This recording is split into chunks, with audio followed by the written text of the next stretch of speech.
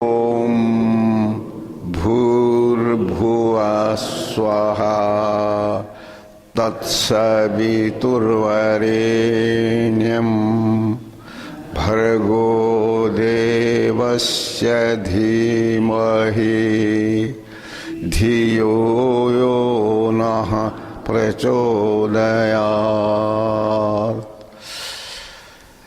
आप सावधानी से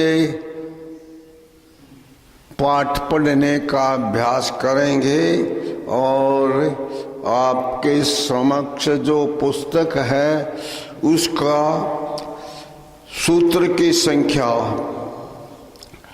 16 को, ठीक है। तत्परम पुरुष ख्यातेर गुणवैतृषण्यम। तत्परम वह ऊंचा वैराग्य है, महान वैराग्य है। पुरुष ख्याते है, पुरुष जीवात्मा, जीवात्मा की ख्याति होने से गुणवैतृषण्यम,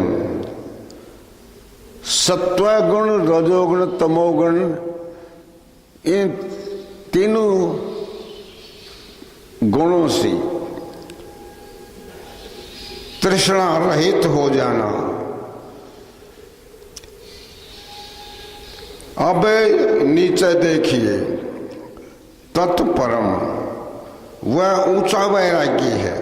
तत्परम का अर्थ है पुरुष ख्याते हैं, आत्मा के ज्ञान से गुणवैतृषण्यम, गुणों के प्रति भी इच्छा से रहित हो जाना।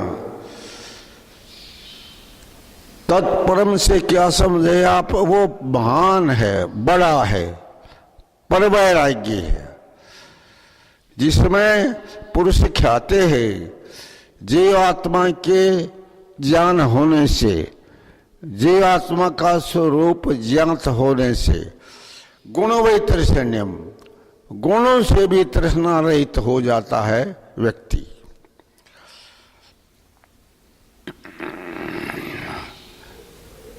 गुणों के प्रति भी इच्छा से रहित हो जाना। आत्मा का ज्ञान होने से योगी के सत्व रज और तम तीन गुणों में तृष्णा हट जाती है। इस अवस्था को परवैराग्य कहते हैं। ये परवैराग्य कहलाता है। इसी का फल असंप्रज्ञात समाधि होती है। अर्थात इस परवैराग्य का फल है असंप्रज्ञात समाधि की प्राप्ति। आगे देखिए, वितर्क विचार आनंद अस्मिता रूपानुगमात संप्रज्ञात है। वितर्क विचार आनंद अस्मिता रूपानुगमात। वितर्क 1, विचार 2, आनंद 3, अस्मिता 4 रूपी स्थितियों के अनुभव से, इन 4 अवस्थाओं के अनुभव से संप्रज्ञात है, संप्रज्ञात समाधि होती है। अब एक एक को लेते हैं और उनको खोलते हैं। जिसमें पृथ्वी आदि 5 स्थूल भूतों को जानने के लिए चित्त की एकाग्रता एकाग्र किया जाता है, वह वितर्क नामक संप्रज्ञात समाधि है। जिसमें पृथ्वी आदि 5 स्थूल भूत, पृथ्वी जल वायु अग्नि आकाश भूतों को जानने के लिए चित्त को एकाग्र किया जाता है, वह वितर्क नामक संप्रज्ञात समाधि कहलाती है। विचार तन मात्राओं का सूक्ष्म भूतों का, तन्मात्रा का अर्थ है सूक्ष्म भूत, सूक्ष्म भूतों का साक्षात्कार जिस अवस्था में हो वह विचार नामक संप्रज्ञात समाधि है। सूक्ष्म भूतों का, तन्मात्राओं का साक्षात्कार जिस अवस्था में होता है वो विचार नामक संप्रज्ञात समाधि कहलाती है। आनंद है जिसमें इंद्रियां चित्त के साक्षात्कार का विषय बनती हैं, उसे आनंद नामक संप्रज्ञात समाधि कहते हैं। अस्मिता मुख्य रूप से आत्मा का साक्षात्कार जिस अवस्था में हो वह अस्मिता नामक संप्रज्ञात समाधि है। ये संप्रज्ञात समाधि के भेद हैं वितर्क, विचार, आंध्र, अस्मिता। आगे देखिए, विराम प्रत्यय अभ्यास पूर्व संस्कार शेषो अन्य। विराम प्रत्यय अभ्यास पूर्व संस्कार शेषो अन्य, वृत्तियों के निरोध के कारण परवैराग्य का बार बार अभ्यास करने पर संस्कार शेष है, जिसमें संस्कार ही शेष रहे, वृत्तियां नहीं वो वृत्ति, वह अन्य संप्रज्ञात से भिन्न असंप्रज्ञात समाधि कहलाती है। जब संप्रज्ञात समाधि में बताई गई समस्त वस्तुओं का ज्ञान रोक दिया जाता है, संप्रज्ञात के उनके संस्कार चित्त में बने रहते हैं और परवैराग्य का अभ्यास करते करते योगी केवल परमात्मा की है अनुभूति साक्षात्कार करता है। उस अवस्था का नाम असंप्रज्ञात समाधि है। इसे निर्बीज और निरालंबन समाधि भी कहते हैं।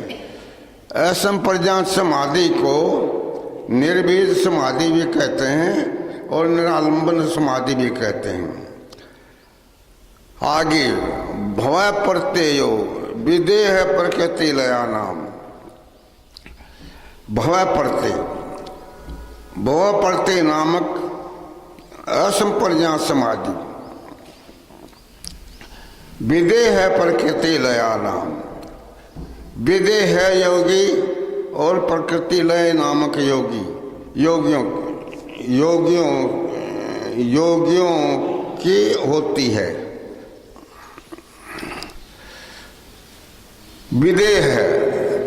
विदेह का अर्थ करते हैं शरीर में रहते हुए भी देह के अभिमान से जो रहित है, शरीर का अभिमान नहीं होता। प्रकृति लय दूसरे प्रकृति के स्वरूप को जान करके अपने चित्त को प्रकृति में लीन कर लेने, चित्त से भोगों की इच्छाएं हटा दे लेने से वाले योगियों की भव प्रत्यय नामक असंप्रज्ञात समाधि होती है। भव संसार को कहते हैं प्रत्यय ज्ञान, जो संप्रज्ञात समाधि असंप्रज्ञात समाधि संसार की घटनाओं, रोग, वियोग और मृत्यु आदि को देख करके उत्पन्न होती है, वह उत्पन्न हुए वैराग्य से प्राप्त होती है। इसे भव प्रत्यय नाम का लिया गया है। आगे देखिए, श्रद्धा, वीर्य, स्मृति, समाधि, प्रज्ञा पूर्वक इतरेषाम। श्रद्धा, वीर्य, स्मृति, समाधि और प्रज्ञा पूर्वक इतरेषां विदेह तथा प्रकृति लय नामक योगियों से भिन्न योगियों की उपाय प्रति नामक असंप्रज्ञात समाधि होती है। श्रद्धा, वीर्य, स्मृति, समाधि और प्रज्ञा, इन उपायों से, ये उपाय हैं असंप्रज्ञात समाधि के, से समाधि प्राप्त होती है। वह उपाय प्रति नामक असंप्रज्ञात समाधि कहलाती है। एक एक आगे अर्थ करते हैं। श्रद्धा, योग के प्रति अत्यंत रुचि, अति प्रीति, प्रेम, वो श्रद्धा है। रुचि से उत्साह का बढ़ना, उत्पन्न होना, अर्थात वीर्य का अर्थ है उत्साह, लगन। आगे स्मृति है। योग के क्षेत्र में सहायता देने वाली क्रियाओं को सदा स्मरण रखना, अर्थात योग के क्षेत्र में सहायता देने वाली क्रियाओं को सदा याद करना, ये स्मृति कहलाती है। चित्त, आगे समाधि, चित्त का एकाग्र होना, संप्रज्ञात समाधि की प्राप्ति। चित्त का एकाग्र होना, एक विषय के ऊपर चित्त का लग जाना, साक्षात्कार करना, संप्रज्ञात समाधि की प्राप्ति होती है। आगे है प्रज्ञा। समाधि से रितम भरा प्रज्ञा का उत्पन्न होना।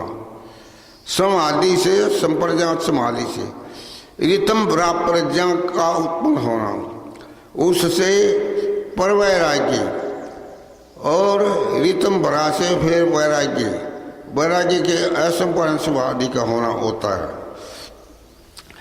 ये उपाय प्रत्यय नाम से कही जाती है। ये अन्य योगियों की समाधि असंप्रज्ञात समाधि होती है।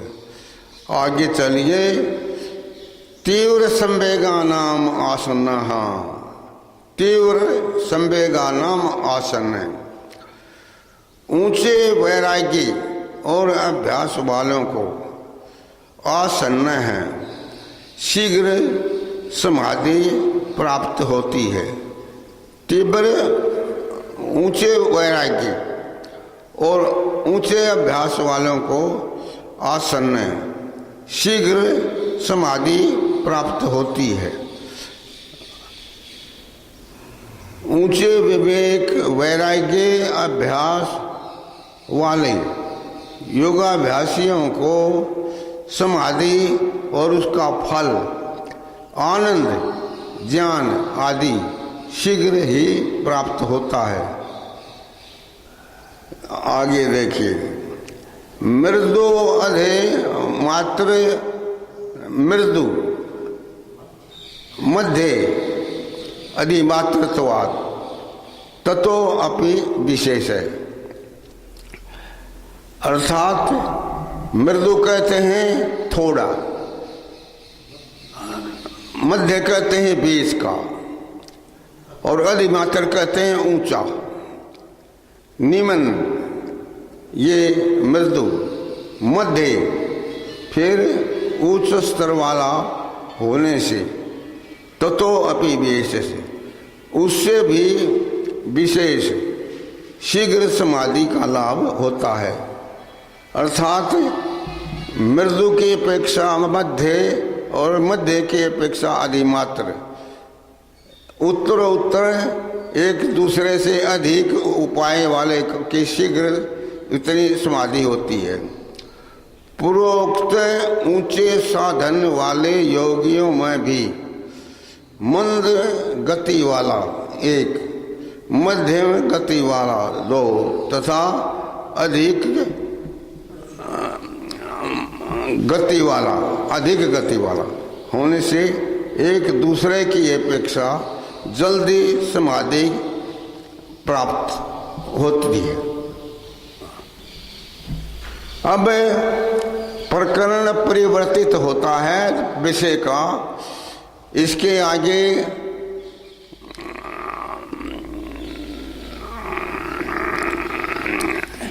ईश्वर प्रणिधानात्वा, ईश्वर प्रणिधानात्वा प्रकरण चल रहा है कि शीघ्र से शीघ्र समाधि कैसे होती है। तो अनेक प्रकार के उपाय बताए कि इन से शीघ्र समाधि होती है, परंतु ईश्वर प्रणिधानात्वा, ईश्वर प्रणिधान से, ईश्वर समर्पण होने से, ईश्वर के प्रति अत्यंत प्रीति प्रेम होने से, अपने कर्मों को, अपने गुणों को, सब कुछ को ईश्वर के अमर समर्पित कर देने से ईश्वर प्रणिधानात्वा, वा का अर्थ है और, प्रकरणानुसार शब्द के अर्थ है दूसरे दूसरे होते जाते हैं, तो उसको वैसा ही समझ आते हैं। वा का अर्थ विकल्प होता है प्राय, किंतु यहाँ प्रकरण के अनुसार वा का अर्थ और है। और जैसे पहले एक से एक बढ़ करके समाधि शीघ्र होती चली आई, ईश्वर प्रणिधानात्वा, और ईश्वर प्रणिधान से शीघ्र समाधि होती है।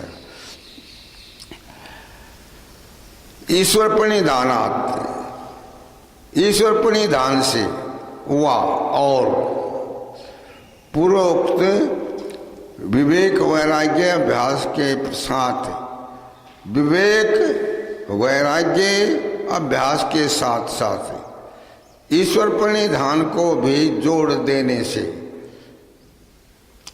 विवेक वैराग्य अभ्यास के साथ ईश्वर प्रणिधान को जोड़ दिया जाए, देने से और अधिक शीघ्र समाधि की अवस्था प्राप्त होती है। ईश्वर प्रणिधान, अब ईश्वर प्रणिधान को खोलते हैं। ईश्वर में भक्ति विशेष होना, ईश्वर के अंदर अति प्रेम होना, ईश्वर प्रणिधान की अवस्था में व्यक्ति को ईश्वर जैसा पदार्थ, उसके समान और उसके अधिक कोई नहीं होता। ईश्वर के प्रति अति प्रेम होता है, वो भक्ति विशेष ईश्वर प्रणिधान से हुआ। और पूर्वोक्त विवेक वैराग्य अभ्यास के साथ ईश्वर प्रणिधान को भी जोड़ देने से और अधिक शीघ्र समाधि की अवस्था प्राप्त होती है। तो विवेक वैराग्य अभ्यास के साथ में ईश्वर प्रणिधान को भी प्रयोग में लाएं तो और शीघ्र समाधि होती है। ईश्वर प्रणिधान, ईश्वर में भक्ति विशेष होना। अब ये ईश्वर प्रणिधान को खोलते हैं। ईश्वर प्रणिधानात्, ईश्वर में भक्ति विशेष होना अर्थात ईश्वर से अधिक प्रिय किसी को भी न मानना, प्रत्येक कर्म ईश्वर के समर्पित करना।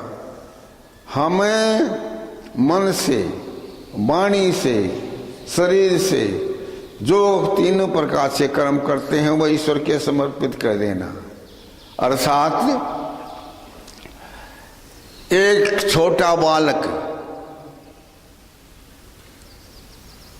माता पिता आचार्य के समक्ष अपने आप को समर्पित कर देता है, अथवा शिष्य जो है वह गुरु के समर्पित कर देता है कि मैं ये कर रहा हूं, ओम हे ईश्वर मैं आपकी स्तुति प्रार्थना उपासना कर रहा हूं। तो इसमें ईश्वर अधिक प्रेम किसी से न मानना, प्रत्येक कर्म ईश्वर के समर्पित करना, प्रत्येक कर्म को ईश्वर के समर्पित कर देना, ईश्वर की आज्ञा के अनुकूल ही आचरण करना आदि ईश्वर प्रणिधान कहलाता है। ये ईश्वर प्रणिधान को खोला है कि ईश्वर प्रणिधान में ये बात विशेष आती है। पहले हमको ये पता चल जाए कि ईश्वर प्रणिधान इसको कहते हैं, उसके पश्चात फिर हम ईश्वर प्रणिधान कर पाते हैं। अब ईश्वर को ही नहीं समझता व्यक्ति तो ईश्वर प्रणिधान नहीं कर सकता। संसार के अंदर प्रणिधान नाम से करने वाले अनेक लोग मिल जाएंगे आपको, प्रणिधान, पर वो ईश्वर को नहीं जानते, ईश्वर का स्वरूप अर्थात विपरीत जानते हैं। पूरा संसार जो है ईश्वर के विषय में मानने वाला वो भ्रांति से जैसा ईश्वर नहीं है वैसा जानता है। कोई चौथे समान पर मानता है, कोई सातवें समान पर मानता है, कोई क्षीर सागर में मानता है। पर दर्शनकार ने, योग दर्शनकार ने ईश्वर को बताने के लिए और समाधि कैसे लगती है ईश्वर की सहायता से उसको बताने के लिए यह प्रकरण छेड़ा। ईश्वर प्रणिधानात्मा,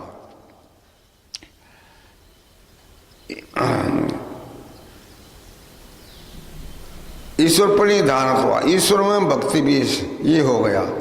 आगे देखिए, क्लेश, कर्म, विपाक, आशय, अपरामृष्ट या संधि छेद कर देंगे तो अलग अलग हो जाएगा। पुरुष विशेष ईश्वर है। पुरुष कैसा है? विशेष पुरुष है। मैं और आप सभी जीवात्मा पुरुष हैं। पूरी के अंदर जो रहे वो पुरुष। हम इस छोटे शरीर में रहते हैं तो हमें पुरुष है। ईश्वर पूरी सृष्टि में रहता है तो ईश्वर भी पुरुष है। पूरी में जो रहे वो पुरुष। परंतु कोई ऐसा न समझ ले कि पुरुष का अर्थ जीवात्मा ले लिया जाए। उनका कि नहीं, पुरुष विशेष है, विशेष पुरुष है जिसके अंदर ये त्रुटियां या न्यूनताएं नहीं है। पहली कलेश, अविद्या, अस्मिता, राग, द्वेषा, अभिनिवेशा, पंच कलेशा, 5 कलेश है। जिसमें कलेश नहीं है वो ईश्वर है, और जिसमें कलेश कभी रहते हैं कभी नहीं भी रहते वो ईश्वर नहीं है। वो मैं और आप सभी जीवात्मा हैं। तो क्लेश कर्म, कर्म का अर्थ है अशुभ कर्म अथवा पाप पुण्य मिश्रित कर्म। नहीं, इस प्रकार के कर्म जिसमें नहीं होते वो ईश्वर होता है। विपाक, विपाक का अर्थ है फल। जाति, आयु, भोग 4 फल कहलाते हैं, तो ईश्वर में वो नहीं रहते। आशय, आशय का अर्थ है वासना, जिसमें वासना नहीं होती। अर्थात फलों के भोगने से व्यक्ति के मन में संस्कार पड़ जाते हैं, उनको वासना कहते हैं। वासना ईश्वर में नहीं होती। इसे कहा कि क्लेश 1, कर्म 2, विपाक 3, आशय 4, अपरामृष्ट, अलग अलग कर दो को तो इनसे अछूता। ये कभी नहीं छूते ईश्वर को। क्लेश, कर्म, विपाक और आशय से अपरामृष्ट, सर्वथा रहित, उसी को खोल दा। अछूता उसी को खोल दिया। पुरुष विशेष जीवों से भिन्न ईश्वर है, जीवों से भिन्न। अब एक को लेते हैं कलेश, अविद्या आदि 5 कलेश देखें। योग दर्शन और सूत्र कौन सा? सूत्र 2 है ना? दूसरे हाँ, 5 दूसरा, हाँ 5 दूसरा, ठीक है। तो अविद्या आदि 5 कलेश देखें, ये वहाँ का पता दे दिया। कर्म शुभ अशुभ मिश्रित कर्म 3 प्रकार के कर्म, सकाम कर्म, विपाक, उन कर्मों का सुख दुख रूपी फल, उन कर्मों का। आशयः, उन कर्मों और सुख दुख रूपी फलों की वासनाएं अर्थात संस्कार, ये ईश्वरमय नहीं होते, ईश्वर जीवों के भिन्न है तथा उपयुक्त क्लेश कर्म विपाक और आशय बिल्कुल अलग है, अर्थात